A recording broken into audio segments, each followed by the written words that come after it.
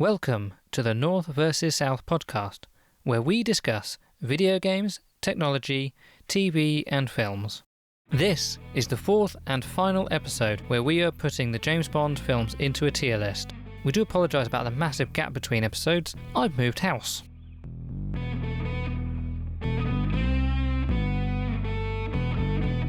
So Josh, the next movie we are going to discuss is Casino Royale 2006. So do you have all these years in your head, or have you actually researched this beforehand? I researched the previous films because I wasn't too familiar with all of them, but the latest James Bond films, I know what year they came out. So this film came out in 2006. The next film, Quantum of Solace, came out in 2008. Back to... You skipped a film. Skyfall, sorry. Skyfall came out in 2012. Spectre came out in 2015. No Time to Die came out in 2021/2022. That is correct. There are no points for any of that. No, I wasn't asking for any points, but anyway, Casino Royale 2006. I've actually seen this film quite a few times because I first watched it in the cinema. Didn't you say, was this one of your first? No, that was tomorrow. Was this the first one you saw in the cinema? No. It was the previous one. Die Another Day. Die Another Day. That was the first James Bond film I saw in the cinema, and then I saw this twice in the cinema. Was it that good, or you just happened to go with people? No, it's the first time I watched it because it was brand new. James Bond, great. Go and watch it in the cinema. I had it on I bought it on DVD. I mean, we got it for Christmas on DVD, and I've watched it countless times. And then the school was like, "Oh, we got these. We're gonna go to the cinema." And instead of watching a brand new film, they were like, "Oh, yeah, we're gonna watch James Bond Casino Royale." I think it was 2007. We went to go and watch it, and then I was like, "Oh, I've seen this so many times," and I had to go and watch it again in the cinema. But yeah, no, it's still a good film, good experience. So this literally is your favourite James Bond film because the entire film is a poker game. Is that right? Yes, I do like the poker scenes in this film. They're quite tense. But it's kind of weird because the previous film, in my opinion, was a good film, but Casino Royale just totally rips everything apart and starts again, and just it's basically just a remake of a retelling of how James Bond started, and to be honest, it's the first book in the James Bond series. So. But in terms of what James Bond can and cannot do, it kind of just said, no, this is going in a totally different direction to the previous films. Like the old formula that we got used to was out the window, and this film was just a big breath of fresh air. So in terms of James Bond films, you'd seen Die Another Day. Had you seen any other James Bond films when you watched this? Yeah, when growing up, I used to watch some of the James Bond films on TV, but I wouldn't sit through and watch them all. It was like you, where you've seen bits and bobs of parts of films, just as it's on ITV for an evening. Yeah. And how did you feel? Because I know a lot of people were upset about James Bond being blonde. This. Yeah, I remember. I don't know. That. Daniel Craig wasn't a huge actor at this time. I know he'd been in Layer Cake and something else, but people weren't sure about Daniel Craig being James Bond. Were you a purist at this point? Oh, I didn't really. I didn't have that kind of knowledge. I was too young to understand anything. People were upset. So you could enjoy it for being what it was. Yeah, I just went. I was like, oh, okay, it's a James Bond film. I do remember them being members of oh, you can't have James Bond being blonde, and and then but when he came out the pool, he came out the sea. Sorry, I think a lot of people changed their minds instantly, and when they saw him in the casino, and then saw the amazing car stunt where it flipped over a few times. Right at the end. Yeah. But that was before the film actually came out. I think they were just showing some scene in the trailers and stuff, and people were like, "Oh, actually, this looks actually quite good." Yeah, I really enjoyed it. I think it brings back a lot of realism back to the character, a bit like Timothy Dalton tried to do. Gritty is the word I hear. Gritty, just stuff that you're thinking what he's thinking, how can I get through this? And then when he thinks up the idea, you're like, actually, that's a really good, perfect idea. When he's chasing the guy in the airport, and I think he gets in a truck, or he's driving a truck, and then James Bond decides to get on the staircase, one of those staircases, and jumps off that to then jump on the truck to get onto the truck because they're trying to fight because there's like some sort of key mechanism that gonna blow up the blow blow up a plane. Isn't that correct? Was that this film or was that Quantum of Solace? No, there's Casino Royale. That's Casino Royale. Where he has to go to the airport. Yeah, do you know what? In my head, I can see it. I just, because there's this prototype jetliner that's going to be unveiled, and he's got this kind of explosive thing on his belt that he was going to, the terrorist guy, Yeah. he was going to put it on the fuel tank or just underneath the plane or something like that. Yeah, that's right, actually. Do you know something? And actually, this is, we were like partway through editing the last podcast, and I've just got to the bit where I'm quizzing you about what makes a quintessential James Bond bit. And there's something that happens in this scene where it looks like James Bond has lost. He's being arrested by the airport police. But he's actually and wrong. The other guy is sort of like sneaking off. And then you hear the beep, beep, beep, beep, beep as the thing's about to go off. And it turns out He pegged it to his he trousers. pegged it to his trousers. And then the terrorist guy is the one who actually blows up instead of the plane and everyone and all the innocent people around them. And then James Bond just has that kind of smirk as I'm not in a great situation, but yeah, I won. So I would probably either give it an S ranking or an A, in my opinion.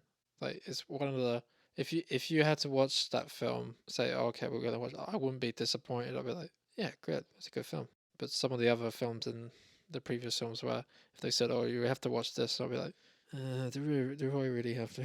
But yeah, I think it's also because, you grow up watching this film and it's one of your films I've seen a lot. And also, I thought it was very clever how they did the opening credits. When they normally have James Bond walk in, and in this film he fights the guy in the bathroom, and then he turns around and shoots his gun, and that's the scene where that's meant to indicate. That's a transition into the title. Yeah, because I don't think the next film they got that right at all. We'll get onto that. But yeah, I enjoyed the story. It kept me on the edge, and you find out that she kills herself so that she's trying to like protect Bond. She drowns herself, and then he's wondering like, because then that leads on to the next film, which carries on from Casino Royale. Well, they all do. Like all of the Daniel Craig's are linked pretty much.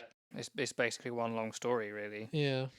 Do you know what? For me, the first time I saw it, I can't say I was enthralled by it. But what it did do is this is when they re-released all the James Bond books. So I watched the film. And then a little while later, I got the book. I got this and another one for Christmas. And that's when I started reading the James Bond novels. And even though reading a novel doesn't affect the film and what's in the novel isn't what's in the film, it did let me appreciate the film more than I had just the first time watching it. I'm not sure at this point how many James Bond films. I think, again, basically I had seen Die Another Day in full, and I had seen aspects of other James Bond. It's mostly going to be the Roger Moore films that would have been memorable in my head. Roger Moore and Pierce Brosnan were, I think, the two people who I possibly could have named as James Bond actors before, because I've been 15 at this point, growing up in a relatively conservative Christian household as well. So it's not like it's not like my dad liked James Bond, but I don't think they really wanted to like put me in front of them too young. I don't know how many times I've seen the film, but when I rewatched it about a month ago, it was a way more interesting film. You got things like Felix Leiter, you got Mathis. He was actually a genuinely good character. Le Chiffre. I think these are all people who I hadn't appreciated their characters or how good they were until I came back to watch it for the for the second time or more recently or whatever. I would say, yeah, let's put it in an S. There's not too many in there, and I don't want to put too many more in there. And we're right. In fact, isn't there like one film in S tier, 2 films in S tier? Yeah, there's only like, yeah. I think it's like From Russia with Love. So I think we'll have that as an S tier. It's gotta be. It's one of the ones that is just like, yeah, and it really ticks the boxes for me, because having even like coming back after reading the novels, Daniel Craig's Bond is very similar to how Ian Fleming wrote the character of Bond. So I do like his, and I do like Timothy Dalton's Bond, because they are very close to the books, whereas Sean Connery and particularly Roger Moore aren't particularly. And we will ignore the fact that Ian Fleming wrote in the Scottish bit because of how the timelines worked back in the days. But yeah, Daniel Craig is a very bookish James Bond to me. before we move on, Sure. how do you find Daniel Craig as Bond anyway? Well, So we'll just come back into the podcast because the audio recorder crashed. sure. Okay, so the next one would be Quantum of Solace, 2008. And I have to say, I absolutely hated it with a passion. There was a good bit about the film. Mathis was in it. But the villain? No, he was. Mathis is the old guy, not the old guy. That sounds so young. Oh, sorry, yeah. He was in Casino yeah, Royale. yeah. He was his sort of like the guy with the grey hair and mustache in the I and hated beard. him being in it because he basically, James Bond says, please come back with me. I need your help. I really need your help. You know, and this guy, he's living by himself. He's got his missus. He's living his life. He hasn't got any worries in the world. And he's like, and James Bond just keeps going on and on and on and said, please help me. I need your help. I need your help to find out who these people are and get me stuff. And he's like, okay, I'll help you.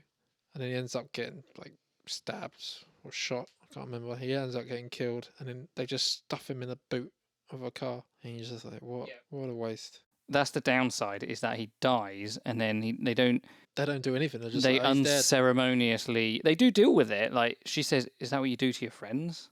But yeah, like Yeah, but let's go back. Like the first scene in the film is just, it's an interesting scene because he's like, he's the bad guy that at the end of Casino Royale where he tracks down Mr. White. Mr. White, sorry, and they're interrogating him and saying, you think you know us? You don't know any of us. You know, we've got people everywhere. And then out of nowhere, some guy that's been loyal to M for the last 10 years starts shooting at him. And you're like, that doesn't make any sense. Like, the guy's been loyal to M. He's been like the personal, like she says, he's been my personal guard for the last 5 years, and I've known him for 10. I know his wife and children. I know he's betrayed us, and like, Yeah, but that's a standard story. Like they did that in the Marvel Cinematic Universe with Hydra and Shield. That's if you're deep undercover, then you are that trusted with the enemy. I don't know. But the thing I hate about this film is James Bond he's going around and he doesn't know when to just like relax. Just there's so many, like M says, why did you kill this person? Why did you throw him off the roof? There was no reason to do it. And you're like, yeah, why did he do it? Like they could have asked him questions. They could have, I'm James Bond. I don't care. You know, I do what I want. I kill people. And it just didn't make any sense. Like his head was just not in the right place the entire film. He was just going around stomping around, killing people. But isn't that the whole point? Like he's Well, no, he's in not grief, but he's after whoever's responsible for what happened at the end of the previous film with Mr. White and Vesper and all of that sort of stuff. He's not in a good place. But James Bond still has a head. He always has his head. In this film, he just completely lost it, and he was just doing some really daft things, and it just didn't make any sense, and it kind of hurt the story in the film. It felt like rushed, like the Well, it definitely scenes. wasn't rushed. That was the problem, is that they had no writers, so he had to do the writing for it. So this all happened. It was during the writing strike, wasn't it? So, I mean, actually, I suppose it might have been they had to rush to write it so that they could fit in the filming. But I imagine there might have been quite a lot of the opposite problem where they're waiting and waiting and waiting. How long can we wait for the writer strikes? I don't know how long they were on for. And then they're like, okay, now we've got 3 weeks where we really need to write this script before we go out and start shooting it. Is there any good things about the film? Yeah, there's the guy that's using the broom but doesn't use the broom. Oh, yeah, I know the one. I'm trying to spot that. I didn't manage to spot it. I think you have to really zoom in, like on the right hand side. I think it's like when James Bond's on the bike. If I remember, he's on a bike and he's using his mobile, and then I feel like it's relative. Yeah, hello. How are you? Okay. So, are you recording? Yeah. So I would give this film a D, and possibly if Are we going to talk about? Do you want to talk about the Motorcycle Man, or are we just going to skip that bit? I was going to talk about I was thinking about talking about the plane. He's in the plane as well. That was an exciting scene. I gotta admit that was a quite good scene when there was another plane chasing, and he's on this really old plane. This is right at the end, isn't it? Yeah, With the after the the exploding building thing. That was a good scene, but yeah, just for me, it didn't work. None of it worked. It just didn't feel like the previous film set up so good standards, and then this film just completely went back on everything. And he looked like a crazy maniac killer that was just going around killing It's a people. bit like your revenge flick of the License to Kill. A little bit, but I think this film is a lot worse because he just doesn't think. He's just like he kills people, and then M's like, "Why did you kill that person? We could have we could have got information out of him. What a dead, he's not. There's no. He doesn't think like people are assets as well. They have information that they might be able to use, and he's just like, sod it, just kill him." Or there's one guy. I think he pushed off a roof or something, and you're just like, why? Just leave him. Just knock him out. That was quite a good scene, though, because that's the one. It was similar to a Roger Moore death. So there's a Roger Moore scene very similar, where he's trying to get information off, and the guy's holding onto his tie. He gets the information, and then Roger Moore kind of like does this thing, which forces the tie out of the guy's hand, and then he falls. And I don't think it was his tie, because I think Daniel Craig tends to wear bow ties. But he was kind of holding on to him in such a way that the guy was holding on to him. And then Daniel Craig kind of made a move that forced him to let go, and then he fell onto the car below. Yeah. But he didn't. I don't think he didn't necessarily die from that though. He was still alive when he landed on the car, because he groaned when they dragged him off the bonnet. Well, he may have died later on, but he wasn't like one of those instant death type things. But what's the point of having a license to kill if you're not going to go around murdering everyone? Well, you have to know your limits. For me, it seemed like a bloodbath. It was like anyone who was in his way just got killed. Right. I just hate it. Definitely a D for you. Oh yeah. Definitely. I don't think there's anywhere. What about you then? Go on then. I can't. Do you know what? You like to? No, I cannot remember. I've seen this film twice. Cannot remember anything apart from the Mathis death scene, and that guy who died, and there was a building on fire. Oh, talking about the building on fire, that was so terrible because we don't believe that James Bond is superhuman, do we? James Bond is a regular man with regular strengths and regular human weaknesses. He should have perished in that fire. Yes. There's no way that he would have survived that fire, any part of it. He was jumping from burning floors to other burning floors, grabbing onto... He was doing things that you would expect from a Marvel film, not things that you would expect from a James Bond film. And that's the problem with it. The realism just goes out the window. I know, like, okay, like in Casino Royale, you have that scene with the African guy doing the jumping around and stuff. Oh, the parkour at the beginning. Parkour, but that was still like, yeah, okay. I mean, parkour was pretty big at the time. Like, I think that's actually genuinely quite doable. And there's nothing. Jumping from crane to crane is over the top, but it's within the realm of possibility. Yeah, and this film there was a bit of parkour where he was jumping down a flight, jumping off a balcony and grabbing onto this really tiny metal ledge thing, which would have been difficult to do in a normal circumstance, never mind the fact then when there's a burning building around you and the thing you're grabbing probably is going to scald your hands immediately. And that's just a bit, it's like 1 or 2 ticks over the limit of what's too much. So you give it a D then? I have zero reason to give it anything more than a D. It's a shame, though. It is a shame, because it's not like Daniel Craig isn't a good James Bond. He goes from S to D very quick. But, okay, the next film is Skyfall, 2012. Now, when I first saw this film in the cinema, I was blown away. I thought it was very good. But I've seen it a few times over the years, and each time I see it, it's not held up as well as it did the first time I saw it, unfortunately. I know that you haven't seen The Dark Knight or the Dark Knight series by Christopher Nolan, but if you've seen that series and then you watch Skyfall is just a rip-off of those films, artistically and script and filming.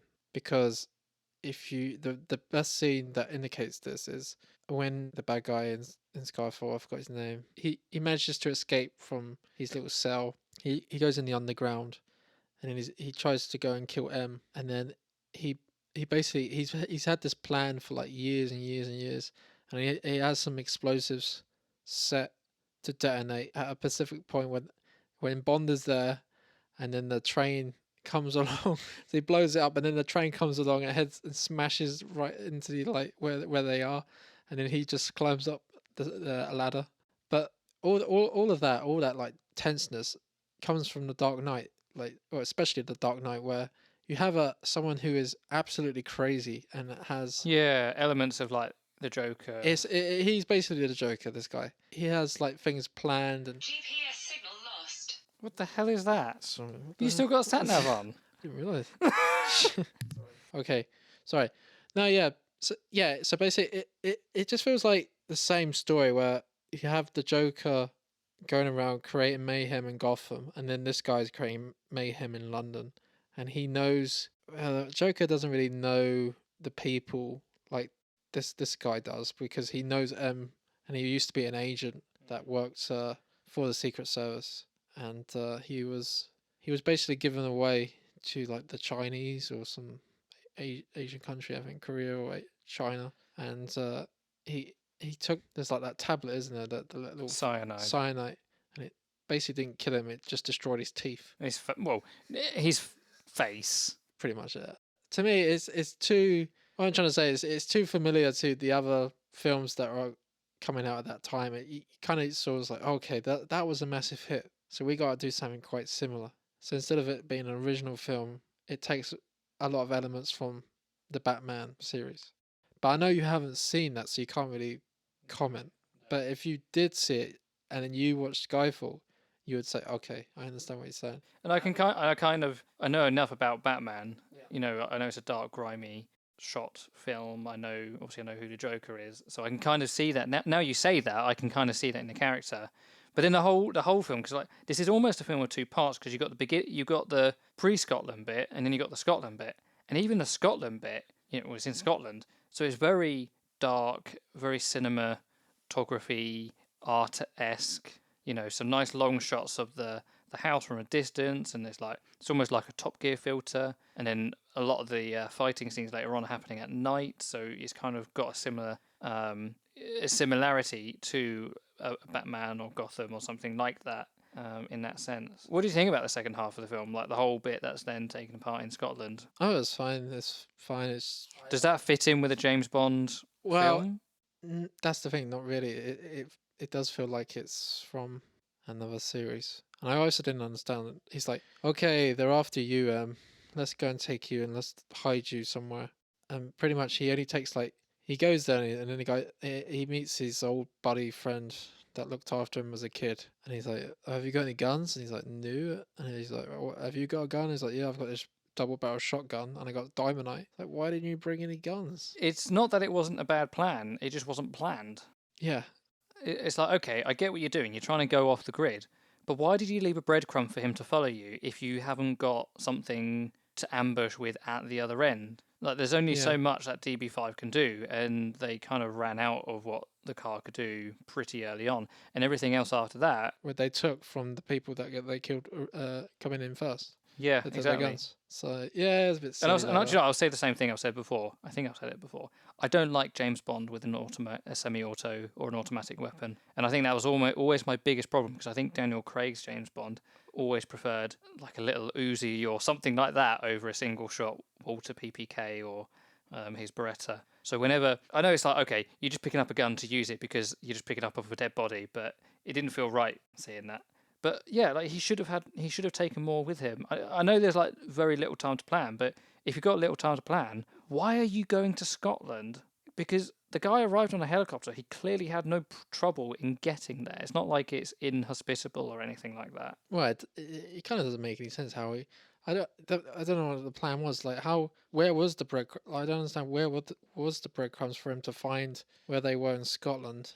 Like you said, he wasn't even prepared. The only thing I can think about, because he purposefully asked you for the breadcrumb, maybe the breadcrumb was to slow them down so that by the time they physically get to Scotland, the breadcrumb says they're in Manchester, so that the people following them are always a few hundred miles behind them, but they still seem to want them to get there for some reason. Well, because you need to end this. Like, she was basically bait. She was bait. James Bond was using her M as bait, but like you said, he did not have anything prepared to then take on if they come looking for the bait. Yeah, I mean, he came with a small army. Yeah, Bond wasn't ready for that. but the start of the film was good, in my opinion, where it's another story where he's kind of gone off the grid, kind of gone rogue, kind of just like, fuck it, because he gets shot doing a mission. He ends up in a bar getting totally wasted and out of it for a good few months. And then he turns up because... Oh, because he gets shot by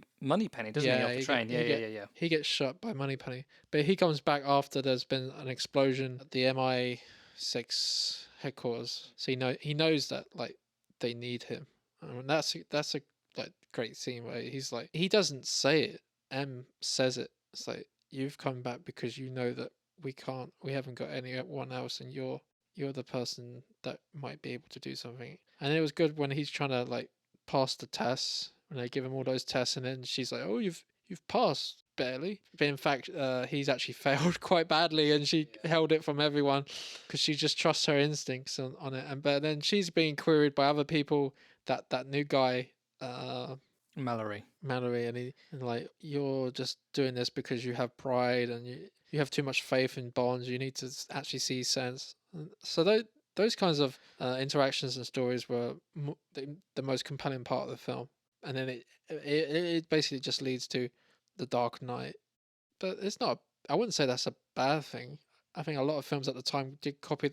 It's not really like the story. It's the way it's shot and the way it's paced. So the way it goes from this scene where it's like, oh, he's hacked into our system. And that was silly as well. He's like, he's waving his arms around. It's like, oh, they've got he's in this hacking device. And you're like, well, that's not how computers work. But that doesn't matter anyway. But we've been hacked. And then he's like, oh, and Bond is like in his head, like, oh, wait a minute. That means then they can release the. I better check on. Is it Sol? What's his name? Sorry, what's his name? Silver. Sorry, better check on Silver. And of course he's not there, and then it leads to another scene and another scene. But then it's like there's a rush going around trying to find him and figure out what's going on. And it's those quick editing of the scenes and quickly paced where people walking around, getting in cars, getting out of cars, and then there was that big shoot up, and then once the shoot up happens, getting back in cars, But yeah, I still think it's like a B in terms of ranking. What do you think about the death of M? Does that bother you? Does that make it better? Make it worse? Not really. I know some people were very upset about. Well, she's got to retire at some point. She can't do it forever. Well, exactly. Yeah. The funny thing is, you wasn't sure, like, when she was talking to Bond, you're not sure if she was talking in fact to the Pierce Brosnan Bond as well. I kind of got confused, like, because she started as when Pierce Brosnan, so I wasn't sure, like, because they do mention like other missions before, and she always says like, oh, you. But see, that's a good question though, because it's like when you were talking earlier about M sending him in, even though he wasn't fit. That was kind of reminded me of isn't it in Die Another Day? Yeah. Where she denies him because he's not fit enough. So it's like, so here's the question, right? Canonically, is this M the same M as Pierce Brosnan? Yeah, that's what I'm saying. Because in Casino Royale, James Bond isn't a 00 until the title sequence. Like those 2 kills he makes before the title sequence, he hasn't yet made it. So it's like, it's this weird thing. It's like James Bond doesn't transform from one actor to another in the same way that Doctor Who does, and it's like canonical in the story. It's kind of this unspoken thing. But then there are other actors who, like Quellin Q. Oh yeah. What's his name? Yeah. Okay, don't help me. I'm sorry, I don't know. I don't know the actor's name. Yeah, so you got Q, you've got Moneypenny, and you've got M, who are recurring characters, and their actors don't always change at the same time as the James Bond actor does. But they're continuous, even if they do change. Like they're quite, like, Moneypenny has changed 3 times now, I think 4 times. Sorry, and they're all the same. I think they're all like pretty much continuations. And yeah, it's weird because sometimes like M says like you know the game, you know, like, you know how it works. Like sometimes when Bond is like I think when Bond gets shot and they said, oh, we gave you a funeral and stuff and you're actually dead, and he's like, what? We sold your flat, it's all in storage. And she's like, you know the game, you know how it works, this and that, blah blah blah. So, and then you're thinking, oh, is there like something else like happened before? Is Pierce Brosnan, is she a part of the Pierce Brosnan universe, and Daniel, are they connected? But who knows? It doesn't really matter. But Yeah, I was fine with her dying. Like if they replaced her with that guy. I don't know his name. Forgot his name. His name's Mallory. Mallory. Sorry, I'm not very good at names on these characters. I know I thought I was bad at names. I'm terrible at names. I only know his name's Mallory because I saw it at the end of the He's a good actor, Wikipedia. though. He's a It's he's a good actor. He's Voldemort in Harry Potter, isn't he? Ralph Fiennes.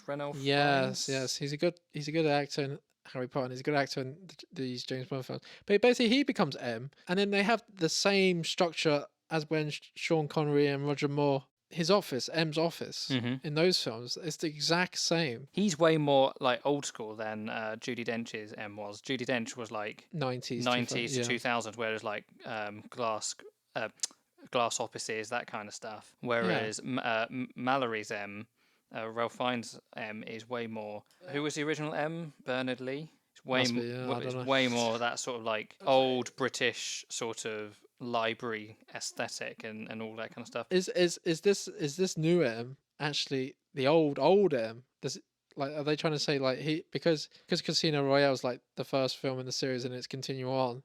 Oh right, so like he is Yeah. Bernard Lee's younger version. Yes. Yeah, I mean, because they have the same desk and they have the same. It becomes like the Sean Connery Roger Moore formula where he comes in and he's like, well, we have this problem, WO, and you need to investigate it, and then he says like, don't speak to Moneypenny, get out of it, or on your way out, don't forget you need to do this and that, but. Oh yeah, I don't know which film it is of his. It's probably one of these early ones. You know, do you remember always Sean Connery and occasionally Roger Moore would always throw their hats in Moneypenny's office? Well, obviously Daniel Craig doesn't really wear a hat, so I think there's one of the films where he gets fired. He throws his name badge into the bin. That's a little. It's not the same, but it's similar to the old Bonds. James Bond throwing things in Moneypenny's office. So what I would give this a B. What would you give it? I don't think it's any higher. So was you blown away the first time you saw it, and then when you watched it a few times, you're like, I think everyone got caught up with that Adele song. No.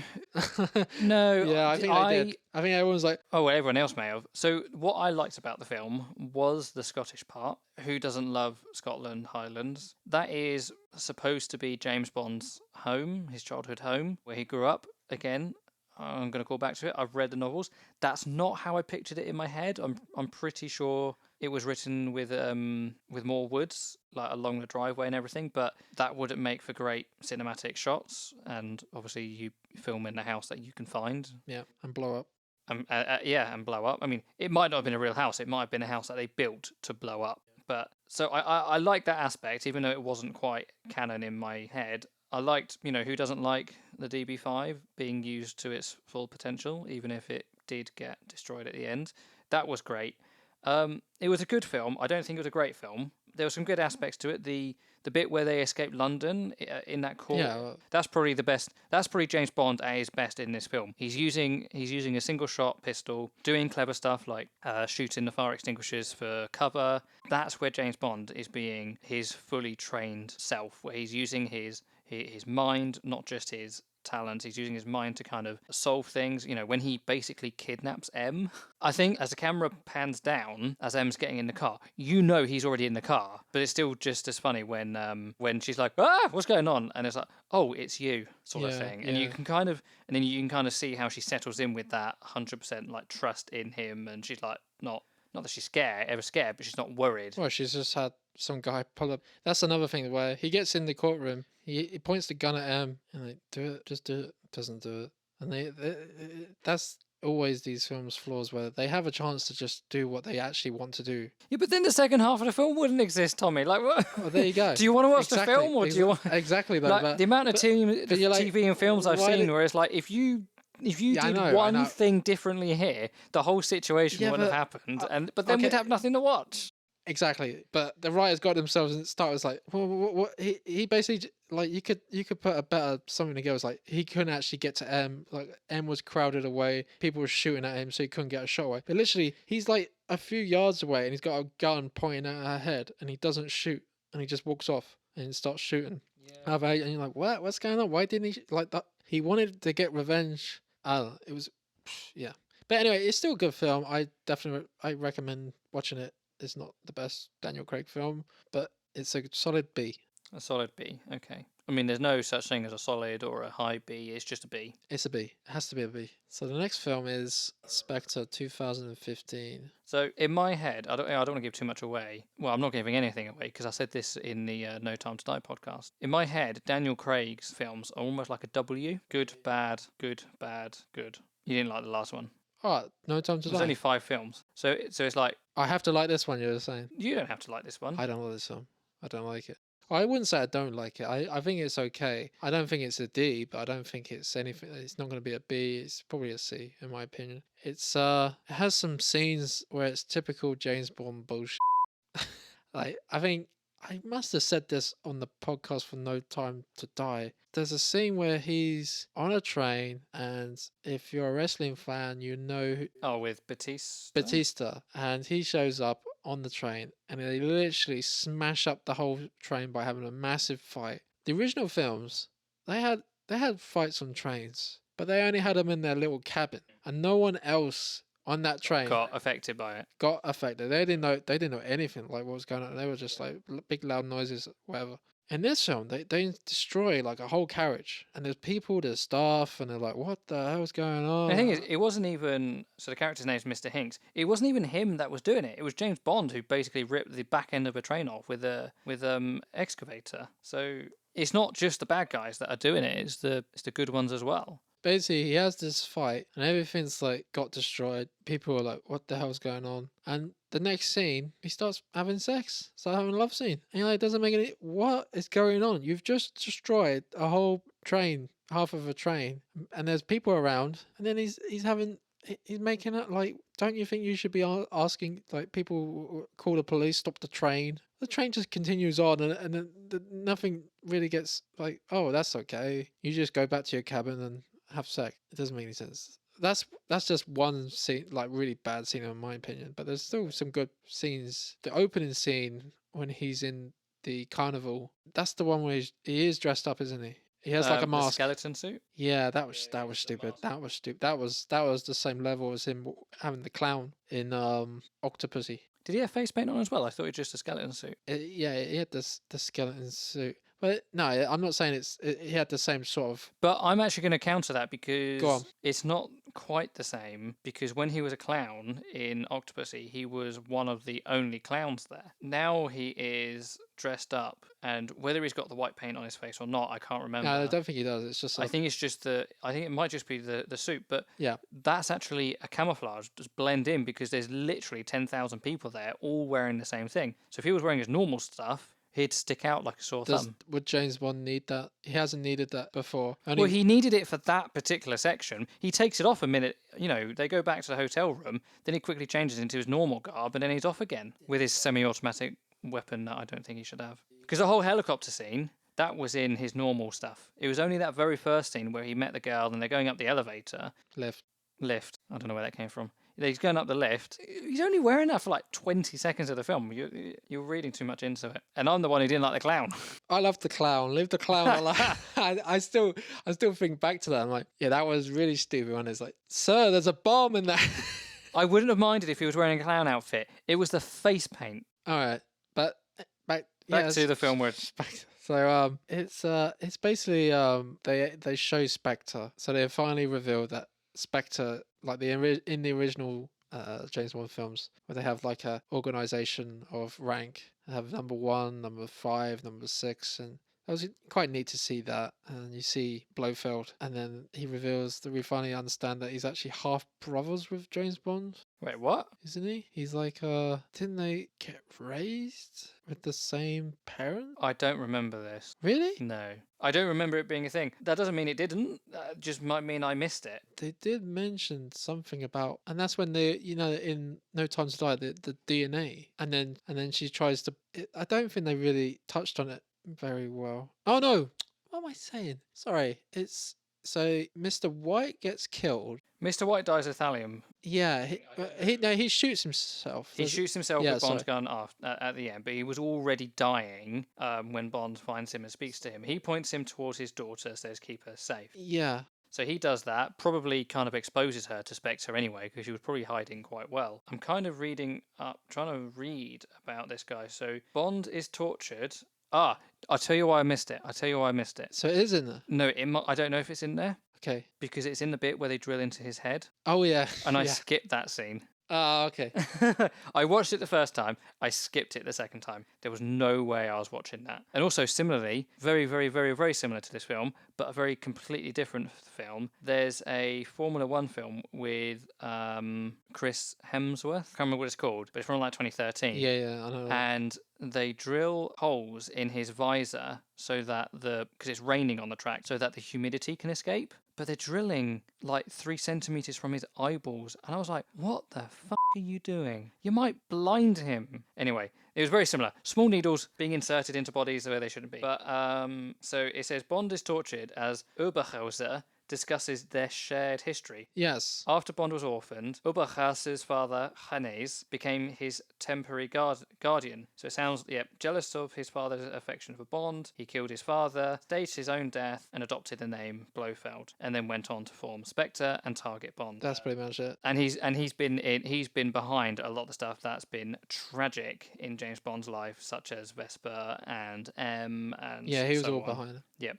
So I missed all of that because I couldn't watch that scene. Fair enough. It's not a very comfortable scene, but for someone who's actually got a stomach, No, you're not wrong. I have zero tolerance for anything like that. you don't like the Saw films. No. Did you ever watch Captain America and the Winter Soldier? No, the TV version of Captain America and the Winter. No, I haven't seen What was it called? The Falcon and the Winter Soldier. Yeah, no, I didn't get. Are you in any interest in watching that? Probably not now. Okay, I don't think this is really a spoiler, but there is a scene, and this happens in No Time to Die. Basically, James Bond breaks that guy's arm by pushing it. Yep. That scene, there's a similar scene in The Falcon and the Winter Soldier. Why do you need to do that? Like, that's not necessary. We don't need those scenes in films. Thank you very much. I don't know. Like, if you have the Not in a James Bond film. it's like Jack.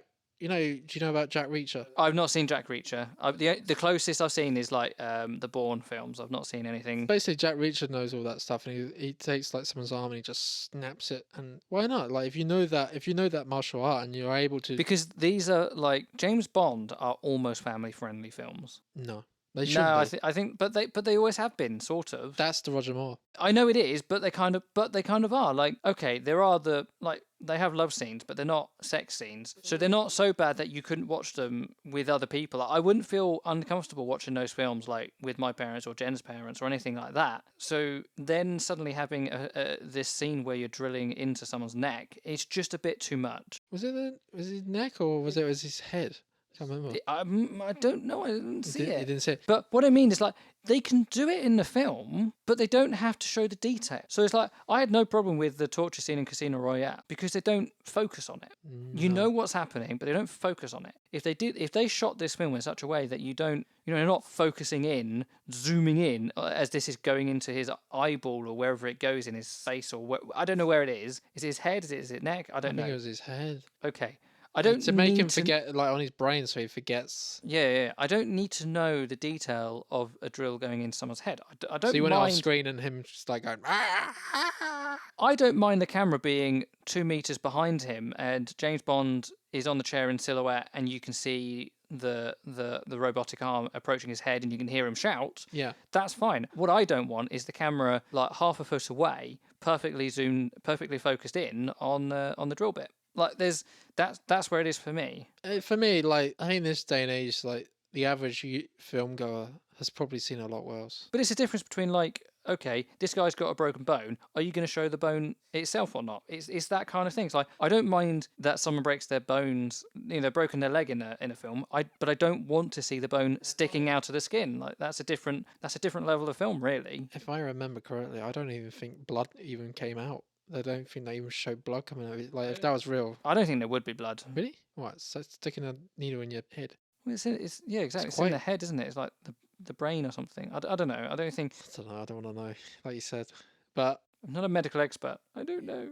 yeah, Do not take any medical advice from this podcast. We have no idea. but I wouldn't say, oh yeah, you got to go and watch this film. But it kind of made No Time to Die. It is a prerequisite for that film, though, isn't it? Yeah, because she says about there was a person that came to our house when we were little. He killed my mum, and I hid underneath the bed. I'm like, oh, okay, so that's No Time to Die then. I understand now. But yeah, there's some weird scenes where the action scenes are not that great, and James Bond is talking on the phone a lot and driving around, and and then you got Batista driving after him.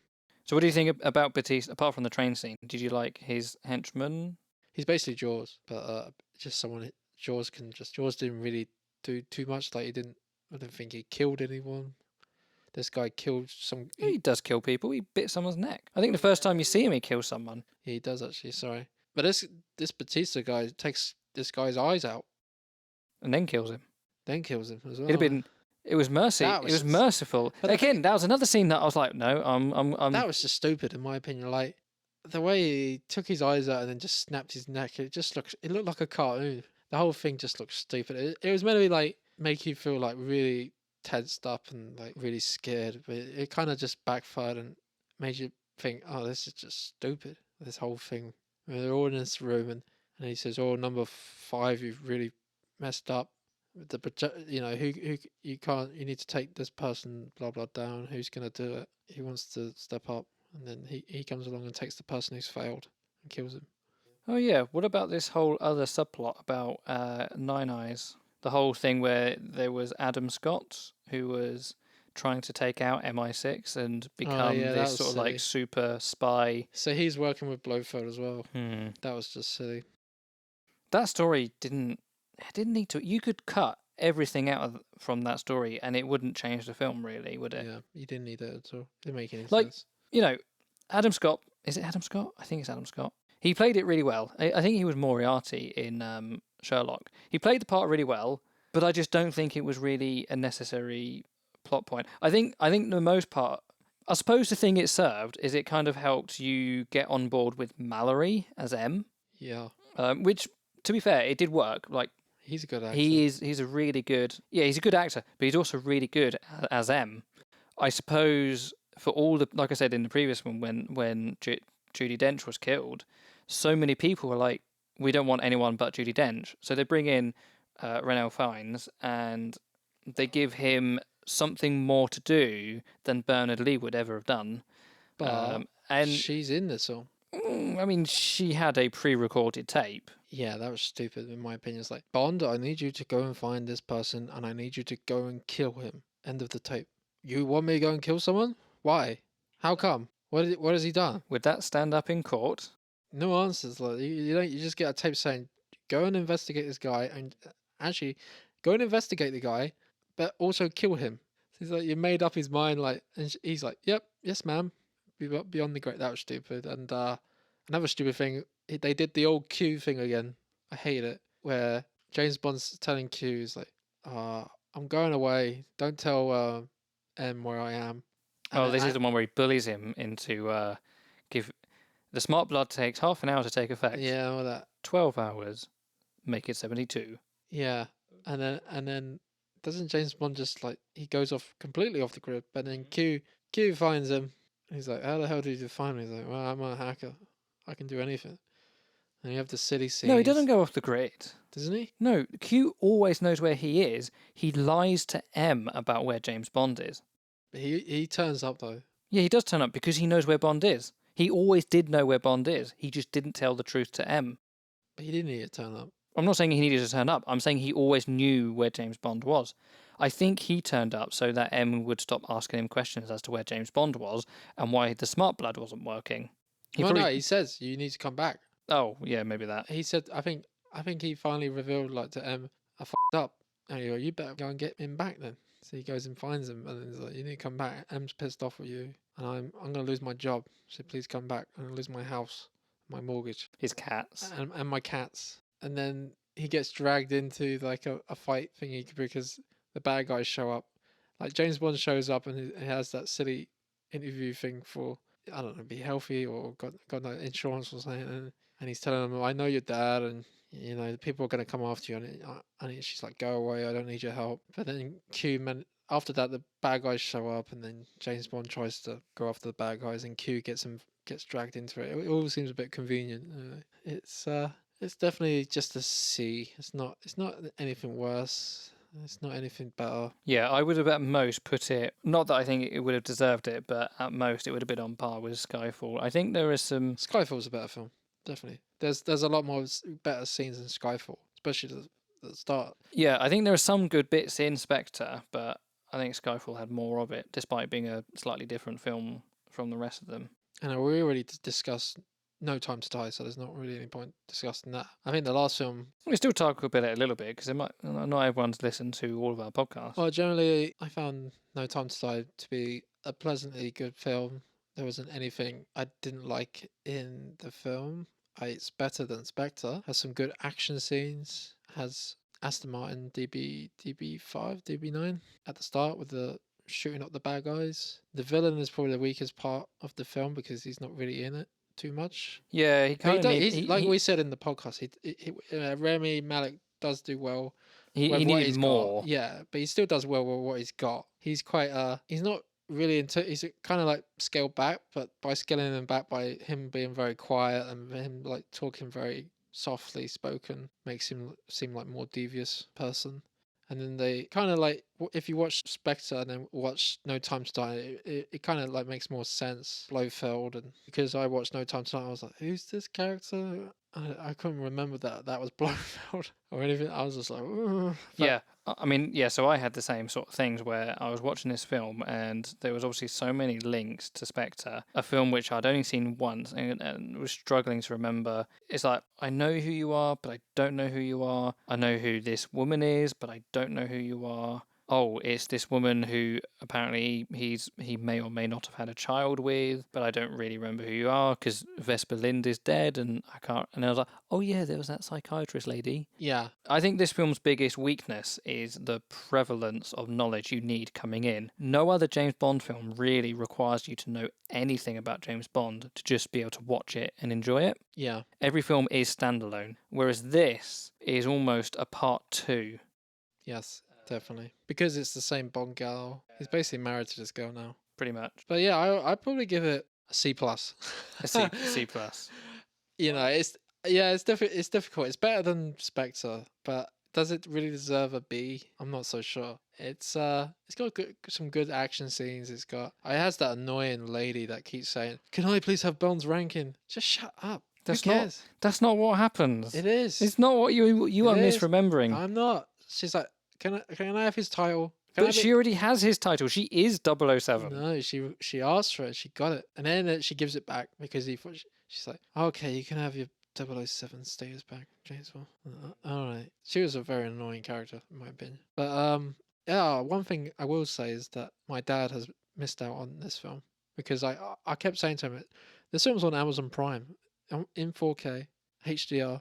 Looks amazing. Like what they've done in terms of releasing the film on 4K Blu-ray looks really nice. If you have a 4K Blu-ray player, or even you watch it on, or you rent it or buy it on some store like iTunes or whatever, you know you're gonna get a pretty good 4K stream. It was on Amazon Prime. He had the chance to watch it, and he hasn't watched that one. And he just said, "No, I'm not watching it. I can't be arsed." I was like, "Well, you're missing a good film." I still think it's a good film. Like people give it some bad reviews and stuff, but it's a decent film. It's worth watching. At least, and it's the end of Daniel Craig's tenure as James Bond. So, but yeah, what would you give it?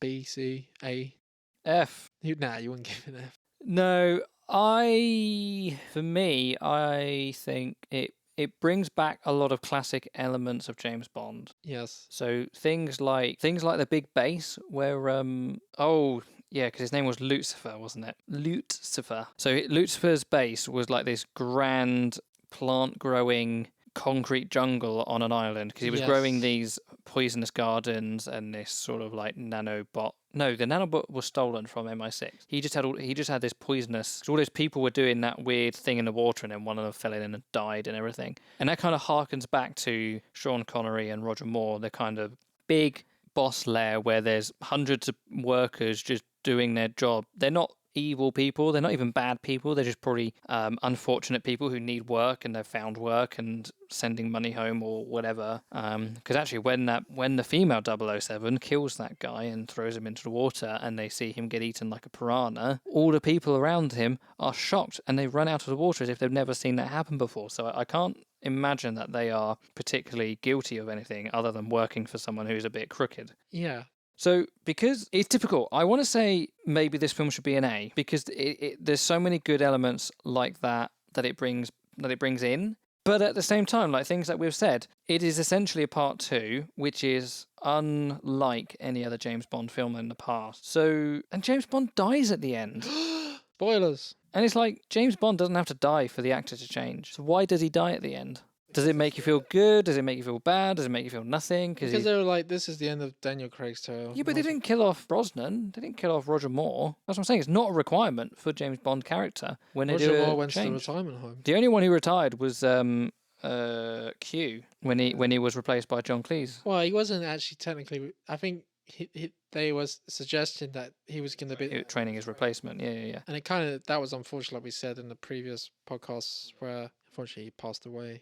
But I'm going to say I'm going to put it in an A. Okay. For a couple, I do think it is a good film. I think it suffers in a couple of ways, but I don't think that's enough to bring it down. And I think that's probably going to balance things quite nicely. Now, I did say yes, when we finish everything, we might have a chance to rebalance where some of the films are, but we're actually recording in person, and I don't actually have the list with me, so I don't know what any of the other films are. So, unfortunately, that means all those films that are in places you don't want them to be, they're just going to have to stay there.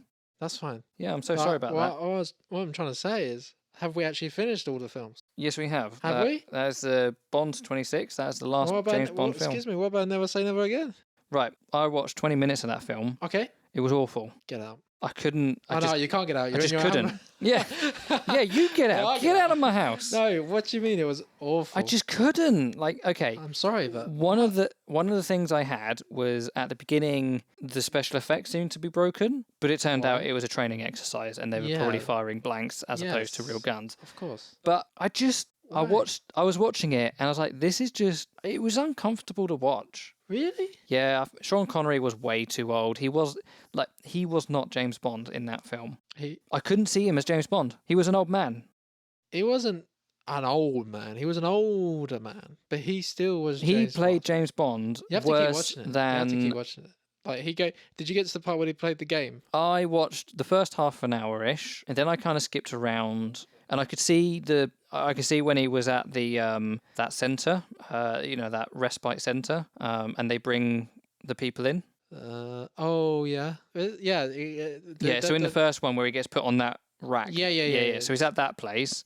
Well, don't you think that's a lot better scene than the original? Is it Moonwaker? Moonwaker? No, it was Thunderball. Thunderball, sorry. Thunderball. Sorry. Yeah. Thunderball. No, but okay. Didn't you think that was a better scene than Thunderball?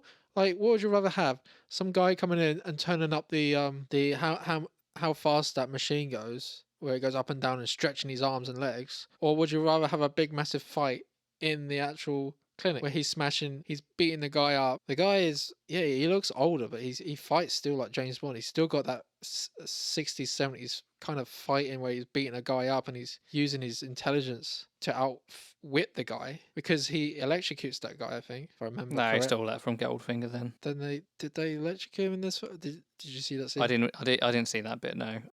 So like I said, I watched... There's a guy that turns up and then instead of doing the old, he stretched my legs and stretched my arms, and I think there wasn't a fight scene after that, but in Never Say Never Again, there's a huge fight scene where he's beating up the guy. And didn't you think it was more interesting that instead of copying the guy's, making a clone of the guy... Well, they did the eye.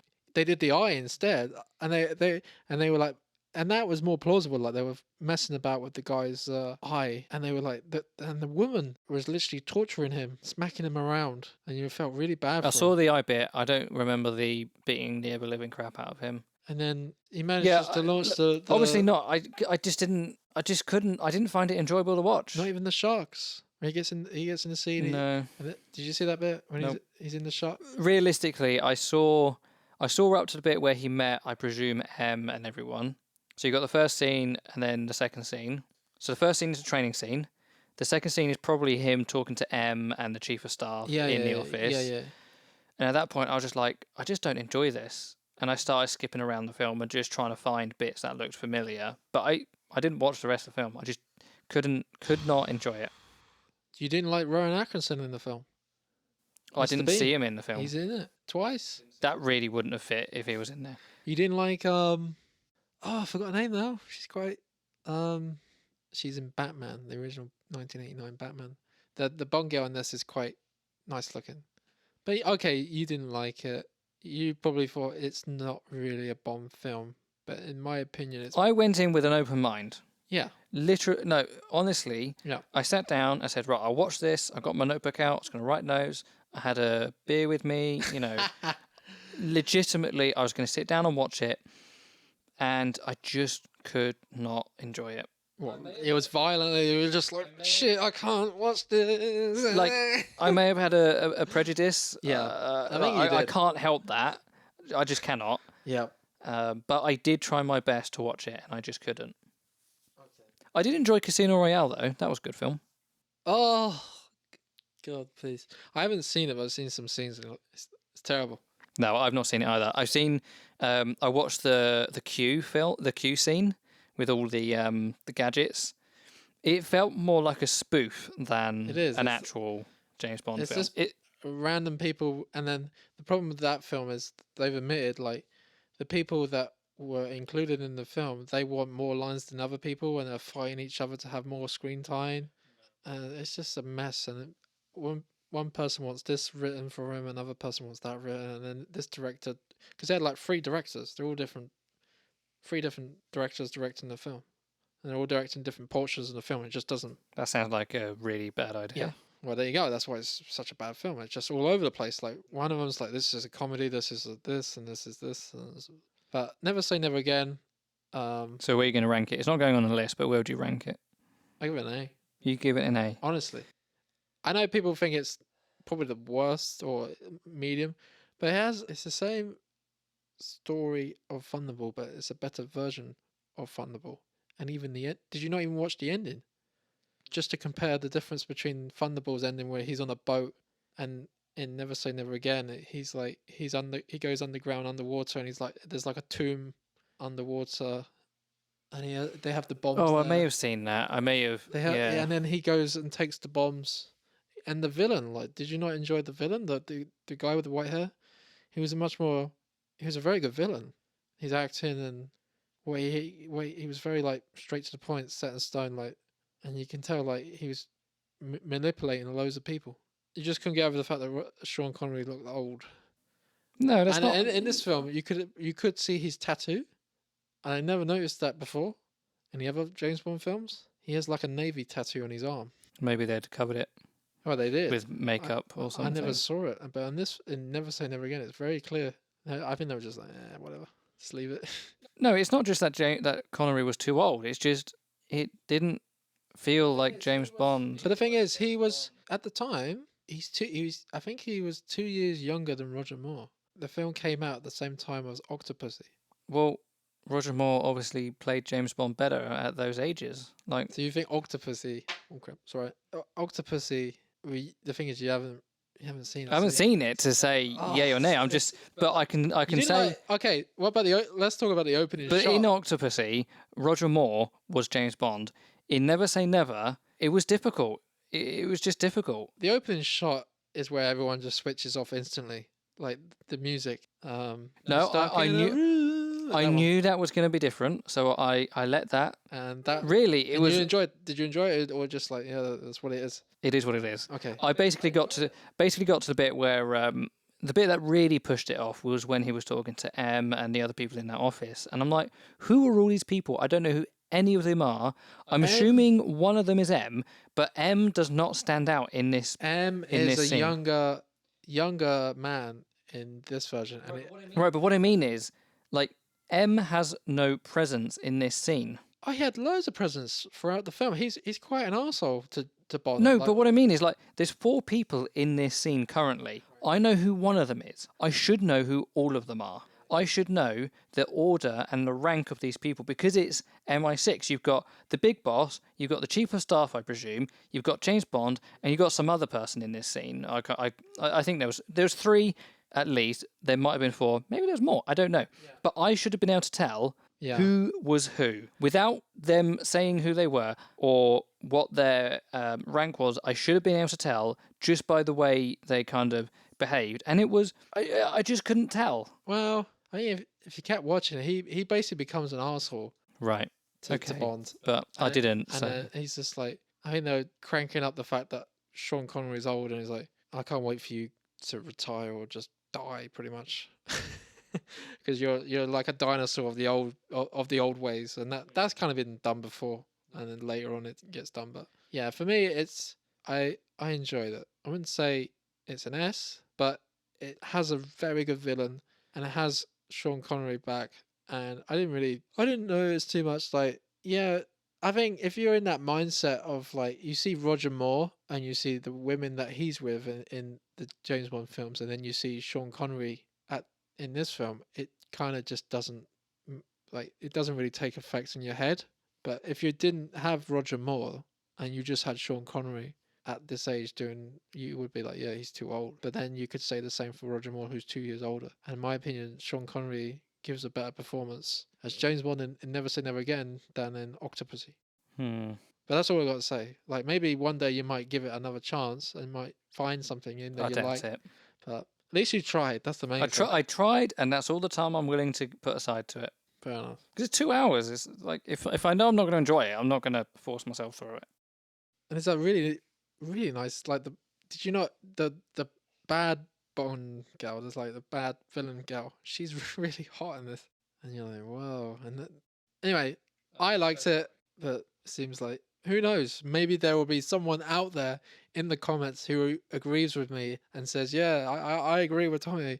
I love Never Say Never Again, but, you know, hopefully someone's out there. If you're listening, you know, we're on the same page. Yeah, I got a new title for that film for me, and it's Never Again. Never Again. Yeah, fair enough.